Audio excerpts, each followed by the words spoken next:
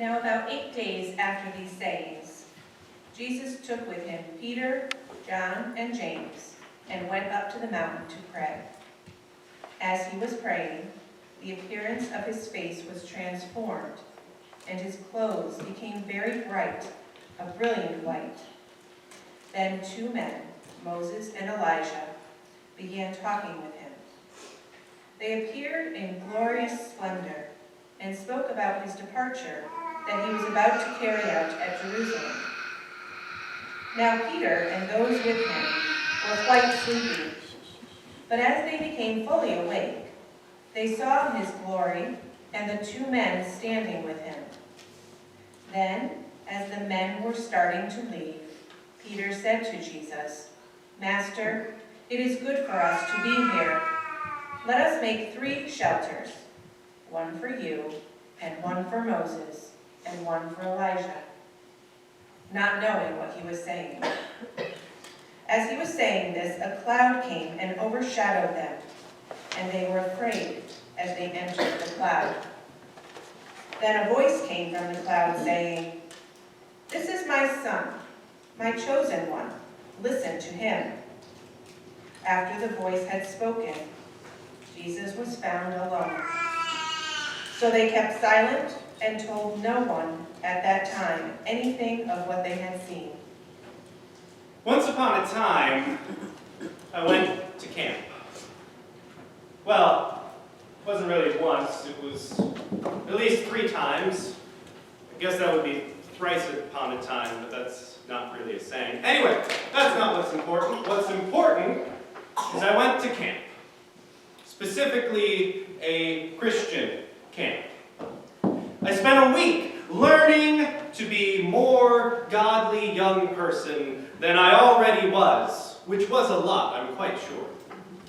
And let me tell you, it was so easy. We had worship twice every day, once in the morning and once in the evening. Somewhere in between, we had a Bible study. And the rest of the time we got to spend enjoying each other's company because we were all equally fantastically godly individuals. And we got to go swimming and play games and eat camp food and have fires, all surrounded by the beauty of God's creation.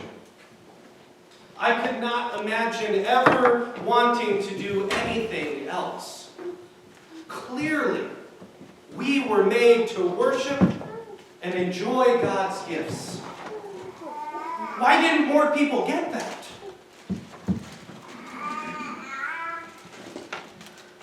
Then they were all astonished at the mighty power of God.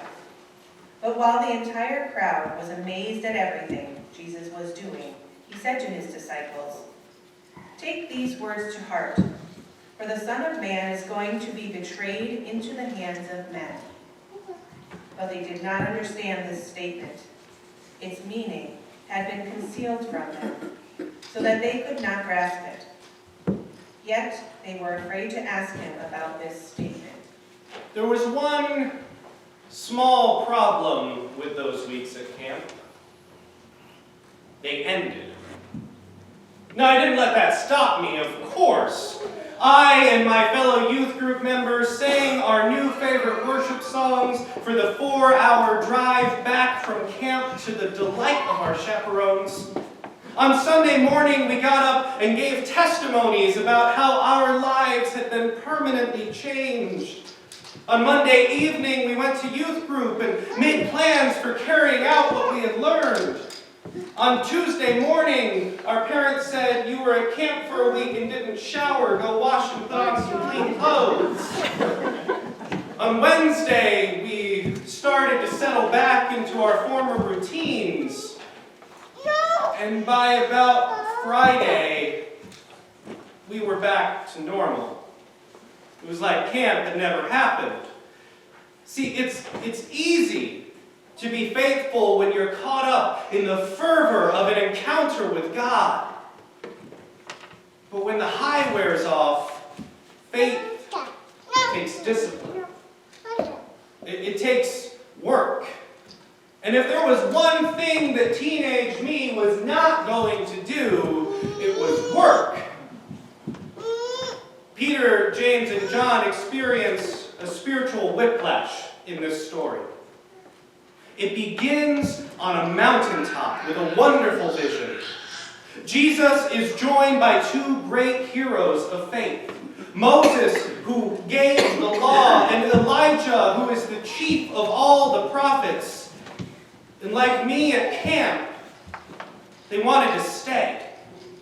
They wanted to set up shop right there where the miracle had happened. They wanted to just remain permanently in this wonderful encounter and never let it go.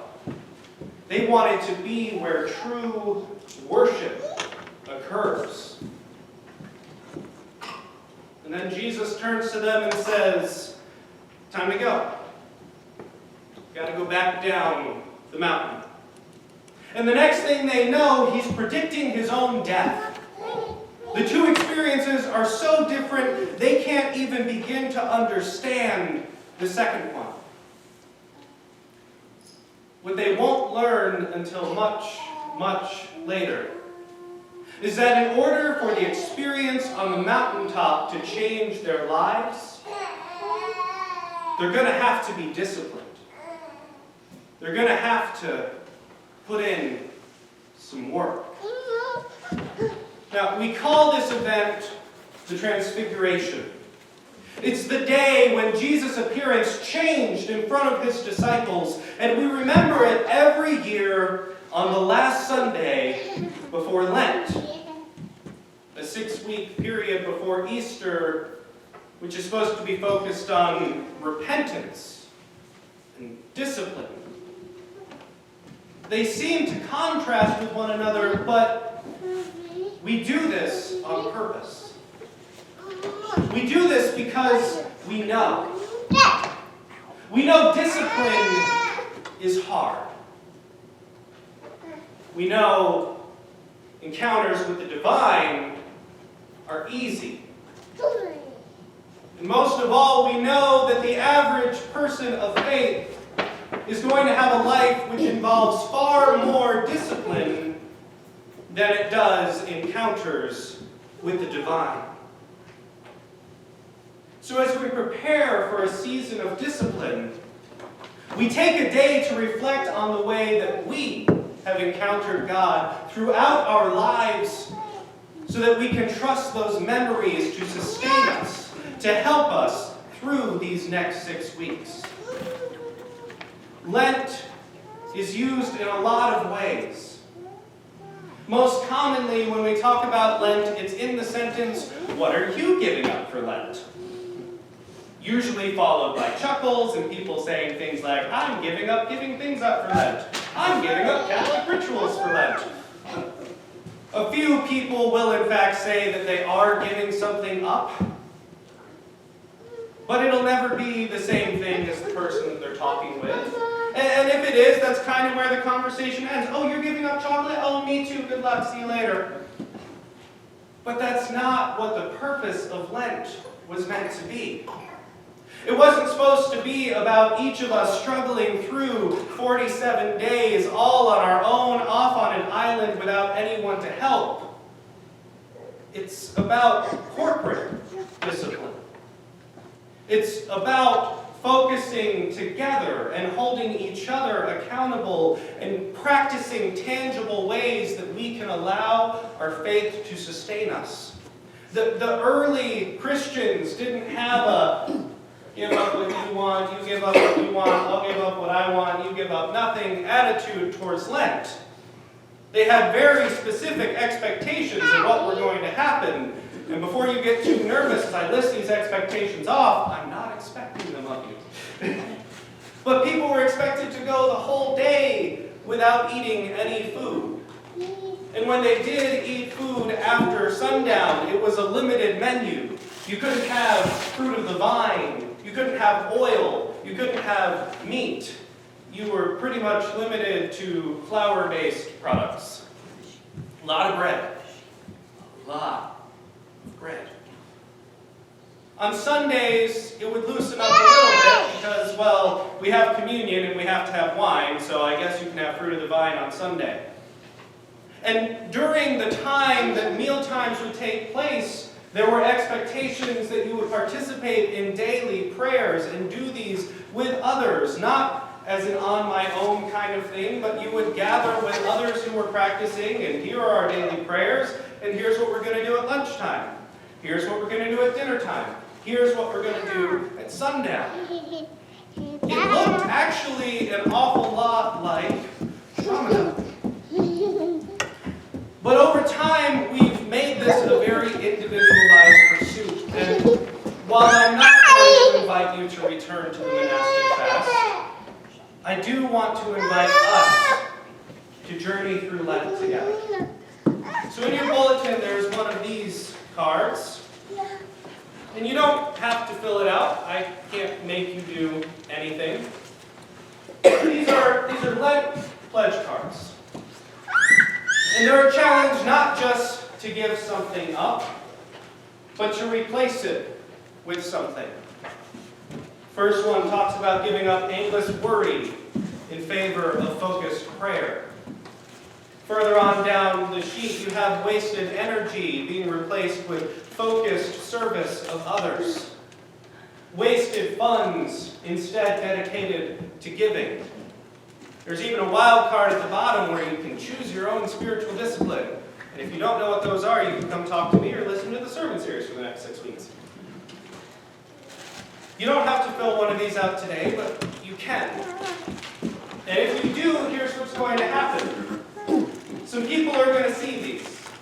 Not everyone. I'm not posting a billboard that says Jen committed to the following 3 things. Everyone stare at Jen. But a few people will see them. And you'll be checked in with during the course of Lent. If you pick that first one that says, I'm going to stop worrying about something and I'm going to find a prayer partner, you're going to get a phone call that tells you who your prayer partner is. If you commit to service at some point during the course of Lent, you're going to get a phone call or a check-in. Hey, how's that service thing going for you? Not as an effort to guilt you, not as an attempt to make you feel shame for falling short on a promise, but to know that we are all walking this road together. That for the next 49 days between now and Easter, well, 47, this doesn't really start until Wednesday, we are traveling this road together. Because faith takes discipline. And if my observations of the world are accurate, it feels to me as though, as time goes on, faith takes more discipline. It gets harder to hope. It gets harder to believe in this promise we have from God that one day things are going to be set right, because it feels like things are just getting worse. So when we journey together through these next 6.5 weeks, it's a commitment to hope. It's a commitment to faith. It's a commitment to community. And most of all, it's a commitment to doing the work. You can put these in the offering plate today or next Sunday. Sunday after that. If you put one of these in the plate on Palm Sunday, you will get a call during Holy Week to see how things are going in your 5-day commitment. But hopefully you start a little sooner than that. You can also bring them to the Ash Wednesday service on Wednesday evening at South, or when you come get your ashes to go here on Wednesday morning. But we're in this together. We're always in this together, not just during Lent, but for these next 6 weeks. I want each of us to make a commitment, not just with ourselves, to replace something bad with something good, but with those around us, to encourage each other, to stand with each other, and to remind each other that there is hope in this journey.